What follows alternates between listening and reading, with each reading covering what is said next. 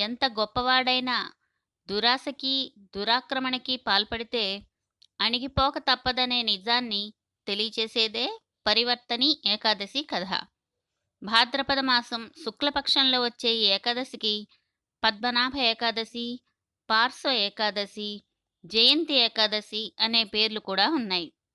7 జన్మల పాపాలను పరిహరించడంతో పాటు కుటుంబ సంక్షేమాన్ని, అభివృద్ధిని కలిగించే ఏకాదశిగా దీన్ని భక్తులు భావిస్తారు. పద్మపురాణం బ్రహ్మఖండంలో కనిపించే ఈ ఏకాదశి కథ బలిచక్రవర్తి, మాంధాతలతో ముడిపడి ఉంటుంది. బలిచక్రవర్తి కథ చాలామందికి తెలిసినదే. మహావిష్ణువు నరసింహావతారం ఎత్తి రక్షించిన ప్రహ్లాదుడికి మనవడే బలి. అవడానికి రాక్షస వంశమే అయినా తాతగారిలాగే విష్ణుభక్తుడై ప్రజలను ఎంతో గొప్పగా పరిపాలించినవాడు. అయినప్పటికీ ముల్లోకాలపై దురాక్రమణ చేసి విశ్వ పరిపాలనా వ్యవస్థలకు భంగం కలిగించడం వలన విష్ణువు మరోసారి అవతారం ఎత్తాల్సి వచ్చింది.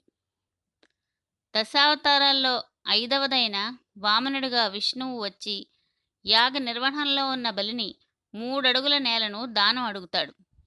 వచ్చింది స్వయాన విష్ణువని రాక్షస గురువు శుక్రాచార్యుడు వారించినా ఆ దానం ద్వారా తన పతనం తప్పదని గ్రహించిన సంతోషంగా ఒప్పుకున్న మహాభక్తుడు బలిచక్రవర్తి.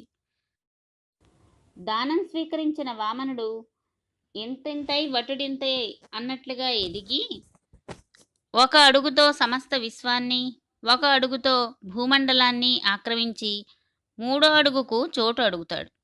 అప్పుడు తన శిరస్సును చూపించిన బలి తలపై పాదం మోపి పాతాళానికి అణగదొక్కుతాడు. అయినా అతడి భక్తికి బద్ధుడై బలి రాజ్యంలో కొలువై ఉంటానని వరమిస్తాడు మహావిష్ణువు. ఆ వామనుడి అవతార దినంగా భావించే ఈ ఏకాదశి నాడు విష్ణువును వామనమూర్తిగా కొలుస్తారు భక్తులు. బ్రహ్మ వైవర్త పురాణంలో కనిపించే మరో కథ ఇక్ష్వాకు వంశస్థుడైన మాంధాతతో ముడిపడి ఉంటుంది. గొప్ప చక్రవర్తిగా పేరొందిన ఇతడి రాజ్యంలో ఓసారి 5 ఏళ్ల పాటు తీవ్రమైన కరువు ఏర్పడింది. ఆహారం లేక ప్రజలు అల్లాడిపోతారు. అప్పుడు మాంధాత కులగురువైన వశిష్ఠుడిని ప్రార్థిస్తే ఆయన బృహస్పతి తండ్రి అయిన అంగీరసమునిని కలవమని సూచిస్తాడు. మాంధాత మొర విన్న అంగీరసుడు భాద్రపద శుక్ల ఏకాదశి నాడు ఉపవాసం ఉండి విష్ణువును పూజించమని పరిహారం చెబుతాడు. ఆ ప్రకారం మాంధాత ఏకాదశి వ్రతం పాటించగానే కుంభవృష్టి కురిసి రాజ్యం సస్యశ్యామలమైంది.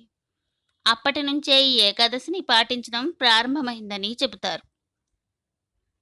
ఆషాఢమాసం శుక్లపక్ష ఏకాదశి నాడు యోగనిద్రలో నిమగ్నమైన విష్ణువు కుడి నుంచి ఎడమ వైపునకు ఒత్తిగిల్లే రోజు కాబట్టి దీనిని పరివర్తని ఏకాదశి అని కూడా పిలుస్తారు.